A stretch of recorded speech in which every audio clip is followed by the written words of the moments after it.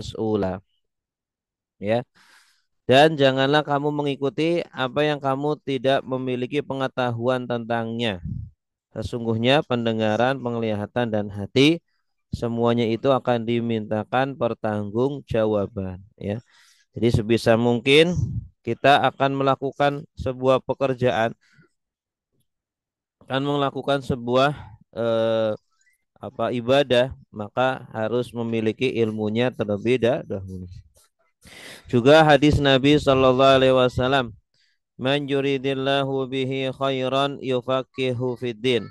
Barang siapa yang Allah kehendaki mendapat kebaikan, maka Allah akan memberikan pemahaman dalam urusan agama. Ya, artinya ciri-ciri seseorang ya diridhoi oleh Allah, dicintai oleh Allah adalah difahamkan urusan agamanya. Ya, dia senang untuk hadir agama. Ya qayyum wala Karena kalau tus'alunna yawma kalau orang ya senantiasa menuntut ilmu, maka dia akan senantiasa memperbaiki dirinya, ya, memperbaiki niat ibadahnya, memperbaiki proses beribadahnya apakah sudah sesuai rukun syaratnya atau belum. Nah, ini orang yang menuntut ilmu insya Allah akan ditunjukkan oleh Allah, diperlihatkan kurang-kurangnya sehingga dia sibuk memperbaiki kekurangan dirinya, bukan sibuk mencari-cari kekurangan orang lain. Dan juga dalam sebuah bait ya, Matan Az-Zubat dikatakan wa kullu man bi ghairi ilmin ya'malu a'maluhu mardudatun la tuqbalu. Dan setiap orang yang beramal tanpa menggunakan ilmu, amal-amalannya tertolak, tidak diterima.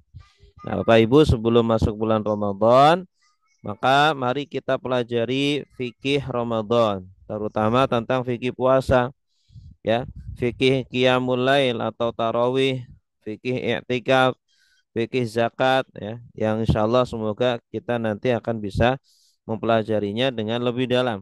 Kalau selama ini mungkin kita pelajari, tetapi mungkin hanya secara dohir saja, kulit-kulitnya saja. Nah, insya Allah nanti di webinar kita ini kita akan pelajari dengan benar-benar mendalam sehingga kita eh, pemahaman kita bisa lebih baik lagi dari sebelumnya.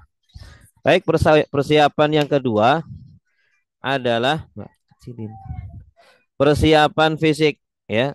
Sebelum masuk bulan Ramadan, kita juga harus mempersiapkan fisik kita, ya.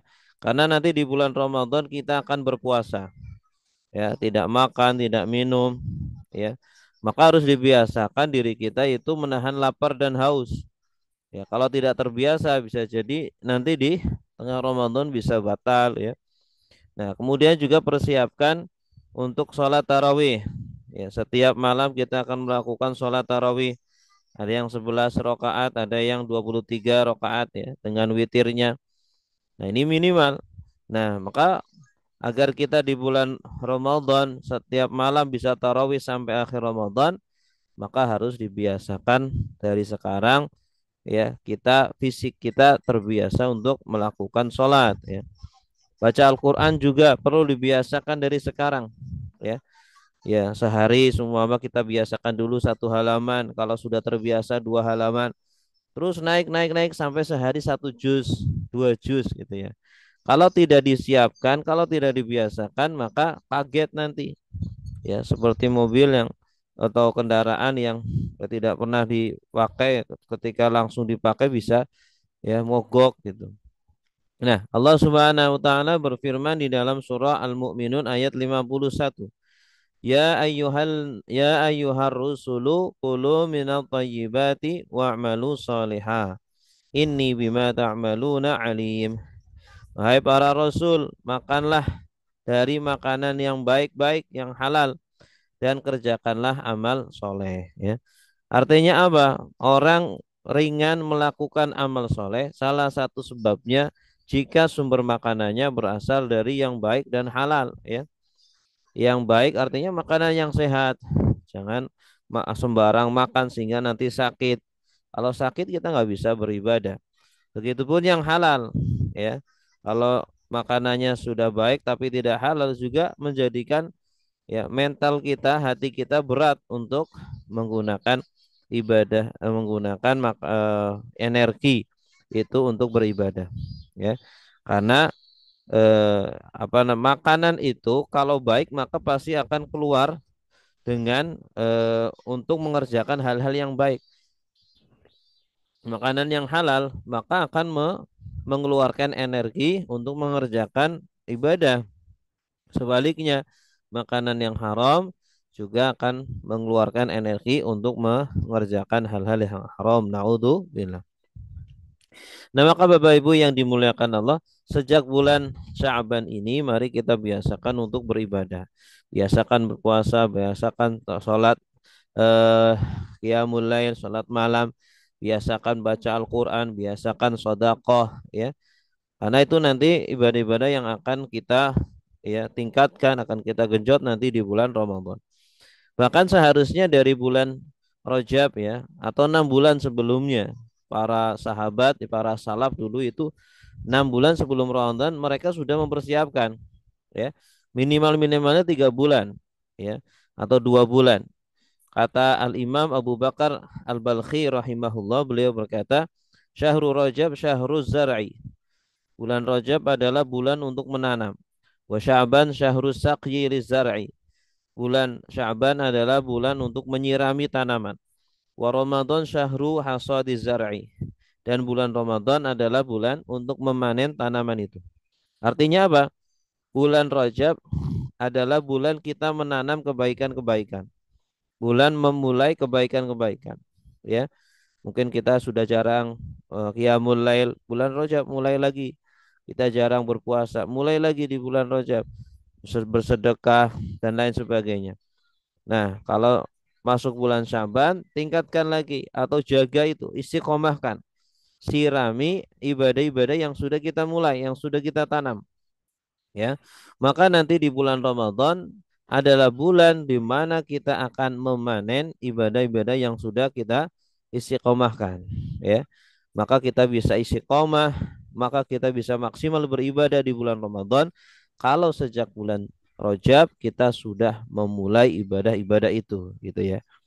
Makanya kita dapati banyak orang yang di bulan Ramadan awal-awalnya semangat, ya.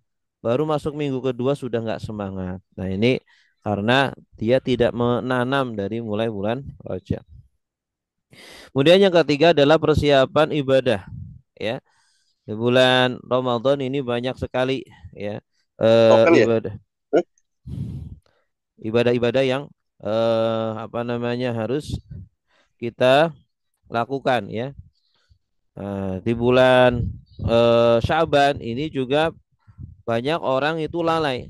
Kata Nabi Shallallahu Alaihi Wasallam ketika beliau ditanya, ya, kenapa beliau banyak sekali berpuasa, sering sekali berpuasa di bulan Syaban. Bahkan bulan Syaban adalah bulan yang paling banyak Nabi berpuasa setelah bulan Ramadan, ya. Maka beliau menjawab, dzalika syahrun yaghfulun nasu anhu baina Rajab wa Sya'ban wa huwa syahrun turfa'u fihi al-a'mal ila rabbil alamin. Fa uhibbu an yurfa'a amali wa ana sha'im. Ya, itu adalah bulan di mana manusia mulai lalai. Banyak orang yang melalaikan bulan Sya'ban, ya. Lupa dengan Allah padahal bulan Sya'ban ini adalah bulan bulan yang mulia. Ya, itu bulan antara Rajab dan Ramadan. Rajab bulan yang agung karena di bulan Rajab Allah mengisra mi'rajkan nabinya.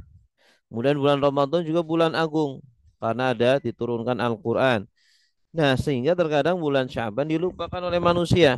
Nah, maka dari situlah Nabi Shallallahu Alaihi Wasallam ya memperbanyak ibadah di bulan Sya'ban karena banyak dilupakan oleh manusia. Ini menunjukkan bahwa beribadah di waktu kelalaian, banyak orang lalai. Ini ibadah yang utama, ya, termasuk ibadah yang utama. Dan juga di bulan Syaban ini yang kita berada di dalamnya adalah bulan di mana diangkat amal-amal kita kepada Rabbil Alamin, ya. Amalan-amalan kita secara tahunan dilaporkan di hadapan Allah Subhanahu wa taala. Ya, kalau laporan mingguan di hari Kamis, sedangkan tahunan di bulan bulan Sya'ban. Nah, kita ingin Nabi ingin ketika amalannya dilaporkan kepada Allah, beliau dalam kondisi berpuasa. Nah, maka di bulan Sya'ban mari kita berbanyak ya beribadah baik dengan puasa, tilawatul Quran, dengan membantu orang lain dan lain sebagainya. Ya, bahkan sebagian ulama mengatakan bulan Sya'ban adalah syahrul qurra. Syahrul Sya'ban, syahrul qurra. Bulan Sya'ban adalah bulannya para pembaca Al-Qur'an. Ya, orang mulai untuk membaca Al-Qur'an sehari kita kerjakan berapa halaman atau setengah juz atau satu juz. Ya, kalau sudah terbiasa di bulan Sya'ban, insya Allah di bulan Ramadan lebih ringan lah lagi. Ya, bahkan di bulan Sya'ban inilah bulannya Rasulullah Sallallahu Alaihi Wasallam. Ya, bulan Sya'ban adalah syahru an-Nabi, syahru Rasulullah Sallallahu Alaihi Wasallam. Kenapa? Karena di bulan Sya'ban inilah diturunkan ayat perintah untuk bersalawat kepada Rasulullah Sallallahu Alaihi Wasallam. Inna Allaha wa malaikatahu yusalluna 'alan nabi ya ayyuhalladzina amanu sallu alaihi wa sallimu taslima. Wahai orang-orang yang beriman, sesungguhnya Allah dan Rasul dan malaikat-malaikatnya bersolawat kepada Nabi. Wahai orang-orang yang beriman, bersolawatlah dan bersalamlah kepada Nabi Sallallahu Alaihi Wasallam. Ya, seolah-olah ini adalah isyarat bagi bahwa kalau kita ingin meningkatkan ibadah kita di bulan Sya'ban, ya, kalau kita ingin diterima amalan kita ketika dilaporkan kepada Allah, maka berbanyaklah bersolawat kepada Rasulullah Sallallahu Alaihi Wasallam. Berikutnya adalah persiapan harta. Nah, di bulan Ramadan kita sangat dianjurkan untuk bersedekah, sangat dianjurkan untuk berinfak. Bahkan ada zakat, zakat fitrah, ataupun zakat mal. Biasanya orang mengeluarkan zakat mal akhir tahun di bulan Ramadan, akhir bulan bulan Ramadan. Nah, maka di bulan di bulan Ramadan perlu kita banyak bersedekah. Bagaimana kita bisa bersedekah sedangkan kita nggak punya harta? Maka persiapan dari sekarang, persiapan harta agar kita bisa berbanyak sedekah ya. Setiap malam tarawih ada kenceleng keliling ya kita taruh begitu. Karena sedekah di bulan Ramadan itu lebih besar pahalanya dibanding di bulan-bulan yang lainnya. Ya, karena Nabi Shallallahu Alaihi Wasallam di bulan Ramadan itu lebih dermawan lagi. Bahkan beliau paling dermawan di bulan Ramadan daripada bulan-bulan yang lainnya. An Ibnu Abbasin qal kana Rasulullah sallallahu alaihi wasallam ajwadan nas. Dari sahabat Ibnu Abbas, Sayyidina Ibnu Abbas beliau berkata, Rasulullah sallallahu alaihi wasallam adalah paling murah hati. Lebih-lebih ketika bertemu Jibril, ya, apalagi ketika bertemu Jibril di bulan Ramadan. Beliau bertemu Sayyidina Jibril pada setiap malam bulan Ramadan untuk tadarus Al-Quran ini. Nabi saja masih tadarus dengan malaikat Jibril ya. Kita sebagai umatnya tentu harus meniru ya kanjeng Nabi Shallallahu Alaihi Wasallam. Maka sifat murah hati Rasulullah melebihi hembusan angin. Hembusan angin itu semua kena, tidak pandang bulu ya. Begitupun ketika bersedekah ya, semuanya dapat kebaikan dari kita. Apalagi di bulan Ramadan kita ya dapat pahala puasa sekaligus kita dapat pahala orang yang berpuasa. Kalau kita memberi buka orang yang berpuasa. Man fattara iman kana lahu mislu ajrihi ghaira annahu la yanqusu min ajri shaimi syai'an ya. Orang yang memberi makan orang yang berbuka puasa maka baginya pahala seperti orang yang berpuasa tersebut ya, tanpa mengurangi pahala orang yang berpuasa itu sedikit pun ya. Jadi kesempatan kita untuk mendapatkan pahala puasa berlipat-lipat, tidak hanya dari diri kita ya. Mungkin ketika kita berpuasa banyak kekurangan-kekurangan ya, mungkin kita berbohong atau kita menggunjing ya. Nah, maka dengan kita memberikan buka puasa orang lain, kita juga mendapatkan pahala puasa yang sempurna. Kemudian yang terakhir adalah persiapan mental. Nah, ini sebelum bulan Ramadan persiapkan mental kita. Persiapan mental maksudnya persiapan hati kita. Banyak orang yang sehat, banyak orang yang luang waktunya. Tetapi kenapa tidak melangkahkan kakinya ke rumah Allah? Ya, tidak membuka mushafnya untuk membaca Al-Quran, tidak mengeluarkan hartanya untuk bersedekah, ya, karena kurang persiapan mental, persiapan hati, ya.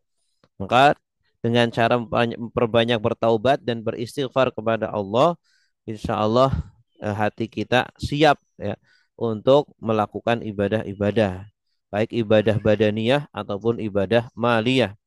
Dalam sebuah hadis dari Abu Hurairah radhiyallahu anhu qala Rasulullah sallallahu alaihi wasallam, innal mu'mina idza adnaba dzamban kanat nuqtatun sauda fi qalbih.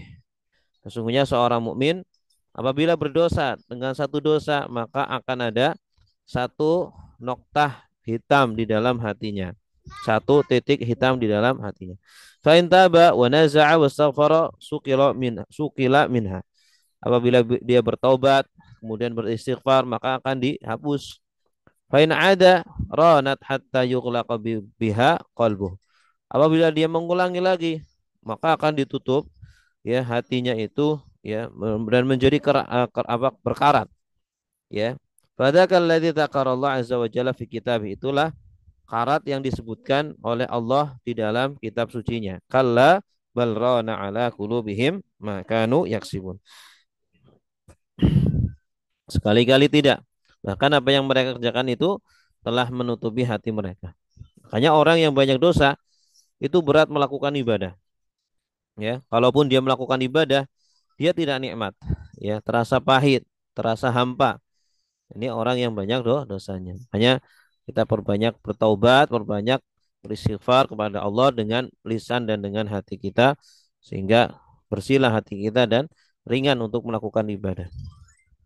Ya, kita juga banyak berdoa kepada Allah selain bertaubat. Kita banyak berdoa, Allahumma barik lana fi Rajab wa Sya'ban wa balighna Ramadan. Ya Allah, berkailah kami di bulan Rajab dan Sya'ban dan sampaikanlah kami ke bulan Ramadan. Baik Bapak Ibu yang dimuliakan Allah, berikutnya kita masuk pada sejarah dan pensyariatan puasa. Sejarah pensyariatan puasa yang pertama, ya, puasa ini di antara keutamaannya adalah syariat yang tidak hanya disyariatkan kepada umat Nabi Shallallahu Alaihi Wasallam, tetapi juga disyariatkan kepada nabi-nabi sebelumnya, ya, menunjukkan pentingnya puasa. Bahkan ada yang mengatakan seandainya Islam tidak mewajibkan puasa, pasti orang-orang akan mewajibkan dirinya untuk berpuasa, ya, karena saking pentingnya puasa, ya. Sekarang orang karena kena penyakit apa, ya, tidak boleh makan ini, tidak boleh makan itu, akhirnya puasa, ya. Orang pengen kurus, hanya diet, ya puasa. Nah, ada puasa Nabi Dawud alaihi salam, ya. Kita sudah familiar ya dengan puasanya Nabi Dawud alaihi salam. Bahkan ya, nah, soal puasanya Nabi Dawud itu puasa yang paling dicintai oleh Allah, ya. Ahabbu sholati ilallah sholatu Dawud alaihi salam. Salat yang paling dicintai oleh Allah adalah salatnya Nabi Dawud. Bagaimana? Ya, salatnya ketika di pertengahan malam, ya. Wa habbu siyamilallah siyamu Dawud, dan puasa yang paling dicintai oleh Allah adalah puasanya Nabi Dawud. Wa kana yanamu nisfal lail. Beliau tidur tengah malam. Wa yaqumu sulusahu, dan bangun sepertiga malam. Wa yanamu sudusahu. Kemudian tidur lagi seperenamnya malam. Wa yasumu yauman wa yuftiru yauman.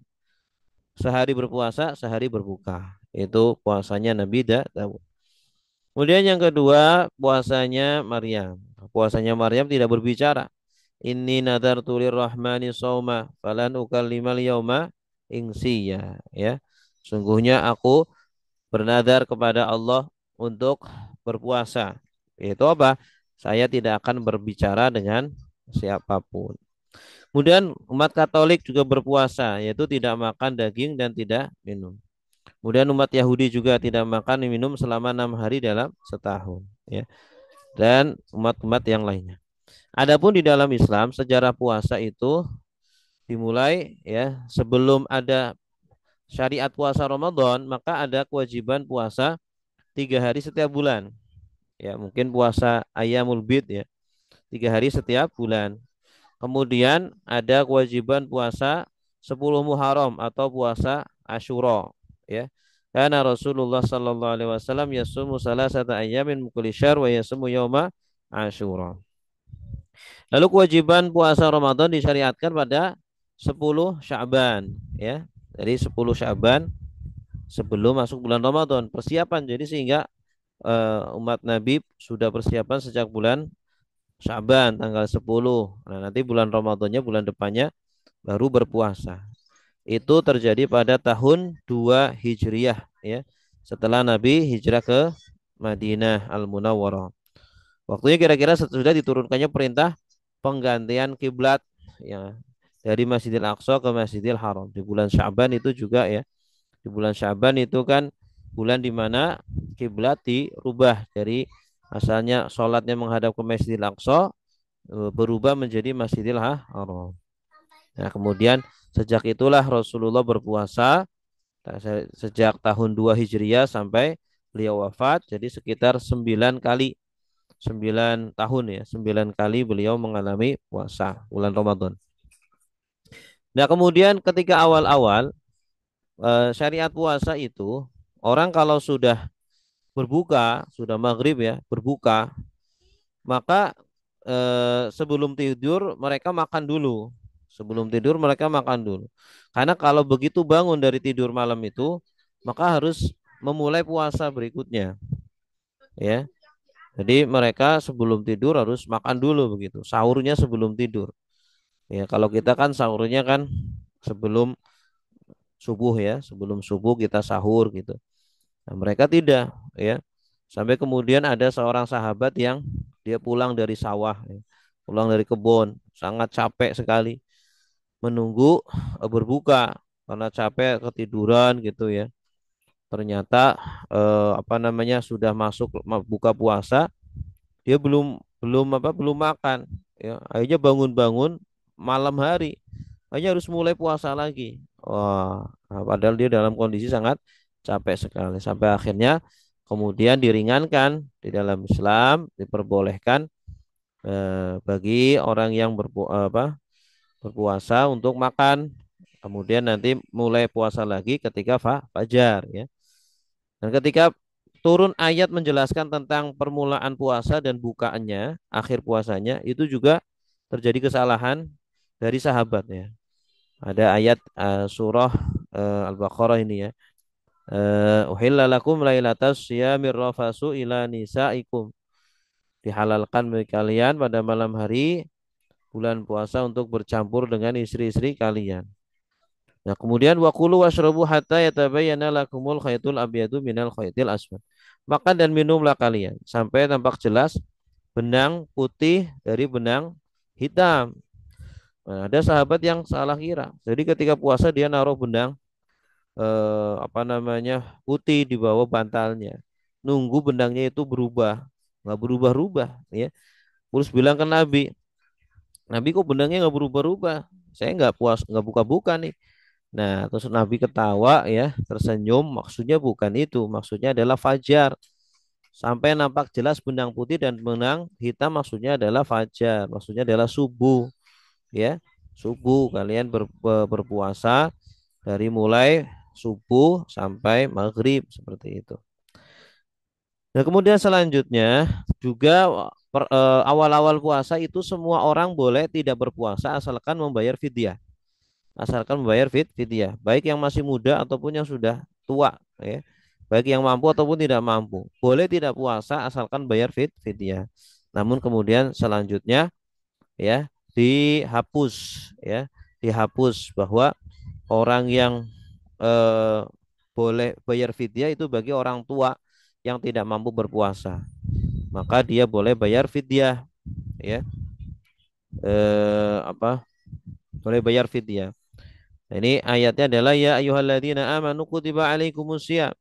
Wahai orang-orang yang beriman diwajibkan atas kalian berpuasa sebagaimana kama kutiba alal ladzina min qablikum, sebagaimana diwajibkan atas umat sebelum kalian la'allakum tattaqun.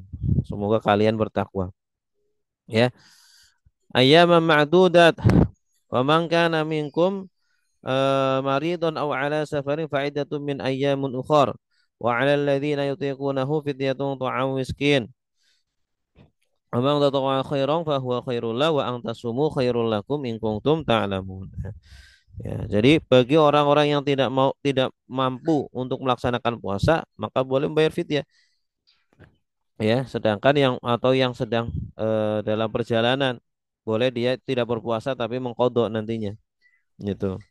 Nah, ini ketentuannya sekarang seperti itu. Kalau zaman dulu mau yang mampu atau nggak mampu boleh bayar fidyah. Dia tidak puasa, ya. Tapi kemudian ditetapkan yang mampu harus berpuasa, ya. Yang mampu dan tidak musafir harus berpuasa, tidak boleh bayar fidyah. Dari hadis Nabi SAW juga pensyariatan puasa adalah hadis bunyal islamu ala khamsin syahadatu an la ilaha illallah wa anna muhammadar rasulullah wa iqamis salat wa itaiz zakat wal hajj, ya. Qala Rasulullah an Ibni Umar wa shaumi Ramadan, dan puasa bulan Ramadan. Nah, kemudian selanjutnya apa perbedaan puasa puasa kita dengan puasa umat yang lainnya? Pertama, lebih ringan tentu, ya. Puasa umat kita itu, umat Nabi Muhammad, lebih ringan daripada umat sebelumnya, ya, karena di sini Allah katakan yuridullahu bikumul yusra. Allah ingin kemudahan bagi kita semuanya, ya. Bulan Ramadan, syahrul Ramadan alladzi unsila fihil Quran, ya. Bulan Ramadan yang diturunkan di dalam Al-Qur'an, ya. Jadi sebulan dalam 1 tahun ini kan kalau dibagi 12 bulan kan sedikit, ya. Kemudian juga kita lakukan bersama-sama sehingga terasa ringan. Kemudian kalau kita nggak sanggup, kita boleh tidak berpuasa tapi membayar fidyah atau mengkodok, gitu, ya. Kemudian juga lebih sedikit, ya, jumlah puasanya lebih sedikit daripada Nabi Dawud, ya. Sehari puasa, sehari tidak, sehari puasa, itu kan banyak sekali. Kalau kita lebih sedikit. Kemudian juga perbedaannya kita ada makan sahur. Al-farqu baina siyamina wa siyami ahli kitab aklatus sahur. Perbedaan antara puasanya kita dan ahli kitab adalah makan sahur. Baik, Bapak Ibu yang dimuliakan Allah, itulah yang bisa kami sampaikan berkaitan dengan persiapan bulan Ramadan dan juga sejarah pensyariatan puasa. Baik, sebelum dilanjut mungkin ada pertanyaan, silakan. Sebelum dilanjut ke Ustadz Irham, silakan, ada pertanyaan.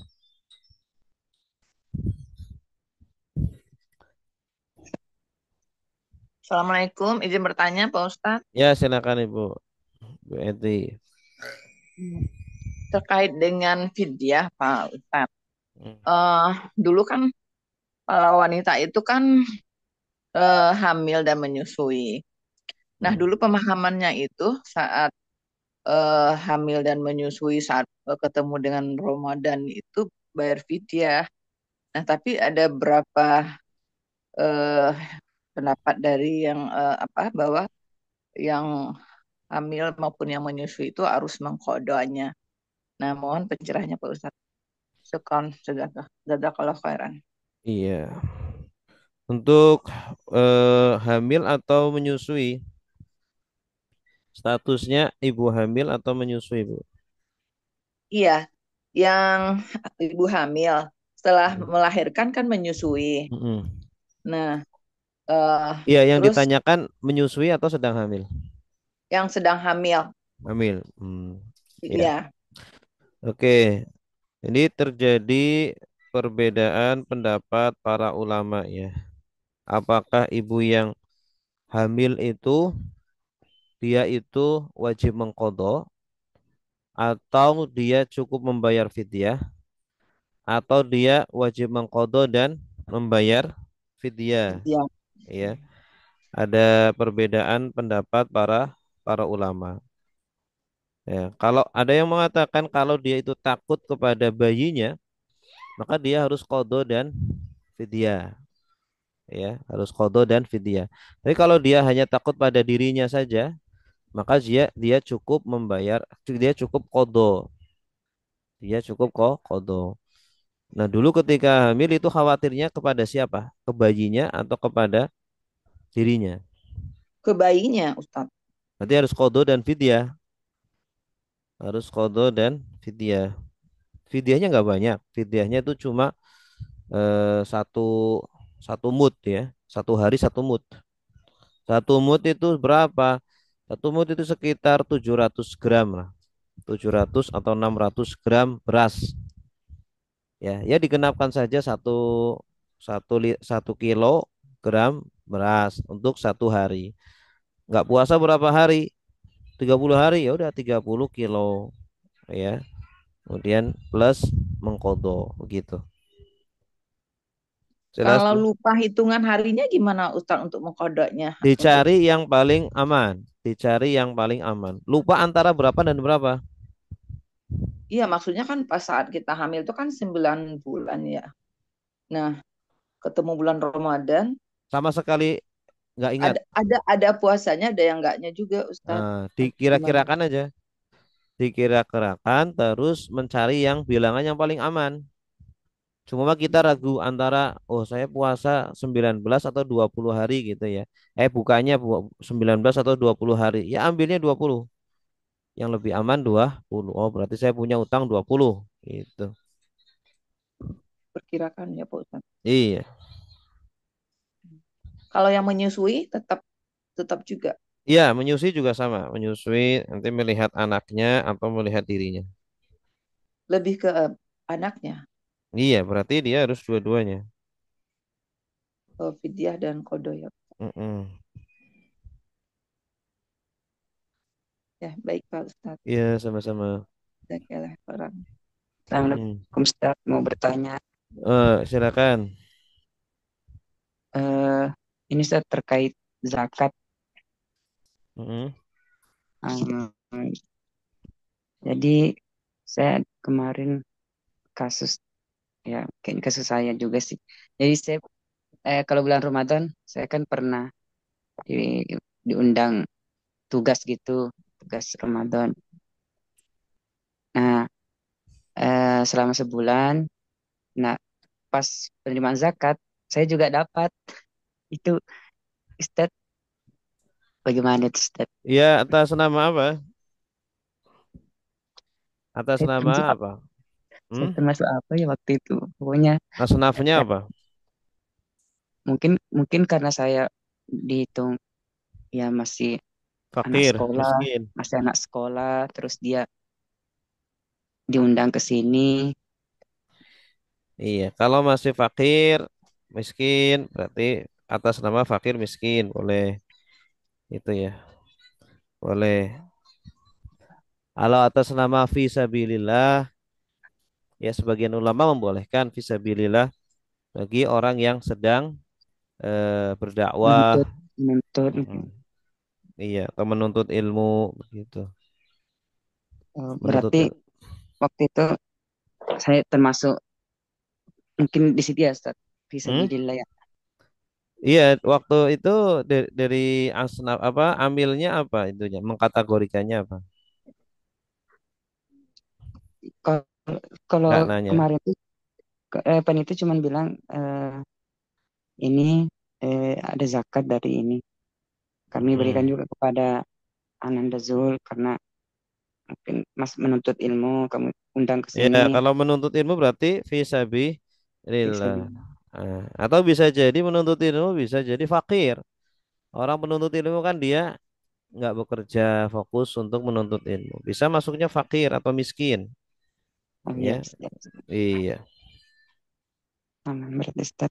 Ya, Kemudian ini Ustaz yang kedua, eh misalnya nih sekarang kan banyak yang buka relawan, relawan mm, amil zakat gitu. ya, Itu bagaimana cara supaya sasaran zakat itu tepat kepada orang-orang, apalagi misalnya di Jakarta kan banyak tuh kita nggak tahu dia sebenarnya butuh atau enggak. Nah, terus yang kedua, eh, dari sekian banyak yang sudah terkumpul, kira-kira amil zakat itu yang relevan itu eh, berapa persen yang mereka dapatkan? Ya. Ya, untuk pertama untuk menentukan penerima zakat itu kan ada 8 asnaf ya. Ada Ya, fakir, miskin, innama shadaqatu lil fuqara wal masakin wal amilina 'alaiha wal mu'allafati qulubuhum wa fir riqab wal gharimin wa fi sabilillah wa ibnis sabil. Itu dikategorikan perlu makanya yang namanya amil harus paham dengan itu amil-amil zakat apa asnaf asnaf zakat itu siapa saja ya. Dicari yang fakir betul-betul fakir, miskin betul-betul miskin gitu. Kalau kita ke rumah sakit banyak itu fakir miskin orang nggak bisa bayar ini ngutang-ngutang sampai ngutang gitu. Kemudian yang kedua untuk bagian amil, kalau amil itu kan nanti akan kita bahas secara khusus ya di bab di fikih zakat ya. Jadi definisi amil itu bukan beda dengan panitia. Panitia zakat dengan amil itu beda. Kalau amil itu diangkat oleh pemerintah ya, untuk dia mendapatkan bagian jatah amil seperdelapan itu harus diangkat oleh pemerintah itu. Nah, jadi kalau seumpama panitia zakat di masjid, musola ya, itu tidak ya. Kecuali kalau kita bekerja di lembaga amil zakat yang itu udah apa tersambung dengan pemerintah, kita digaji dari bagian seperdelapan itu ya tidak apa-apa gitu. Ya, jelas? iya Ustaz, makasih Ustaz. Ya, sama-sama. Izin tanya satu lagi, Ustaz. Ya, silakan Bu. Oh, saya ini kan sekarang sakit emah, Ustaz. Jadi Mm-mm. untuk makan pun kayaknya harus apa namanya tuh diatur semuanya gitu. Nah, sampai sekarang kadarullahnya masih dalam proses penyembuhan, Ustaz. Mm-mm. Belum apa untuk makan pun masih susah gitu, masih masih apa ya, masih nggak enak lah lambungnya tuh. Mm-mm. Nah, sementara kita mau Ramadan gitu kan, Ustaz. Gimana apanya boleh saya ndak puasa tuh Ustaz? Atau gimana bagusnya Ustaz? Yang menentukan dokter, yang Gitu ya. menentukan dokter. Jadi ibu tanya ke dokter, terus Nah, konsultasi. Saya mhm. kalau puasa begini dok dok gitu pak, eh nggak bisa gitu, makin parah sakitnya. Ya kalau makin parah berarti boleh tidak berpuasa. Kalau Kalau memang saya nggak ndak puasa seandainya di, disarankan oleh dokter tidak berpuasa, gimana apanya tuh Ustaz? boleh, berarti harus Kodok, kodok, tinggal kodok kalau nanti fidyah di. nggak boleh ya Ustaz? Kalau masih diharapkan sembuh berarti nggak boleh fidyah. Hmm. Kalau Atau masih untuk amannya gimana tuh Ustaz? Soalnya apa? eh, untuk amannya itu soalnya saya nggak tahu ini udah setahun ini Ustaz. Saya Iya, apa? berarti ibu kan yang lebih tahu kondisi sendiri. Kalau Mm-mm. coba nyoba puasa sunnah coba. Kalau puasa makin parah nggak? Makin parah nggak? Atau ada obat yang harus diminum gitu kan? Berarti kan nggak bisa nih kalau semua puasa. Ya udah berarti nggak puasa. Nanti kodok ketika sudah sembuh. Kalau ternyata sakitnya menaun tidak kunjung sembuh bertahun-tahun, boleh bayar fidyah gitu. Oh, berarti lewat dari tahun ini masih boleh membayar masih boleh dikonto tuh Ustaz. Iya, masih boleh. Masih boleh konto Mm-mm. walaupun sudah lewat setahun gitu ya Ustaz ya. Iya, mm-mm. Oke. Terima kasih Iya, Ustaz. ya sama-sama. Apa Ustaz, Ya silakan.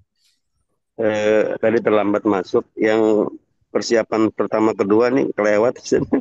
Bisa di ini nggak di Persiapan review, pertama kedua itu persiapan ilmu, yang kedua ditayangkan ini Ustaz persiapan itunya fisik. apa slide-nya Ustaz apa? Slide-nya.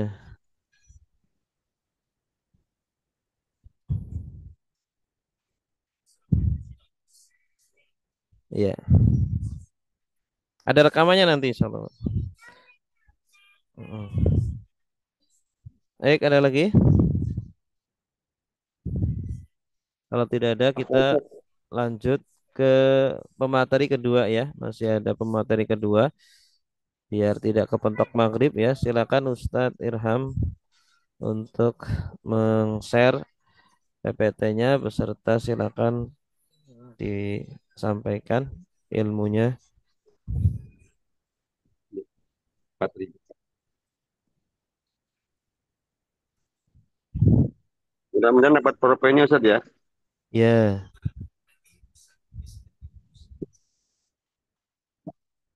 Ya.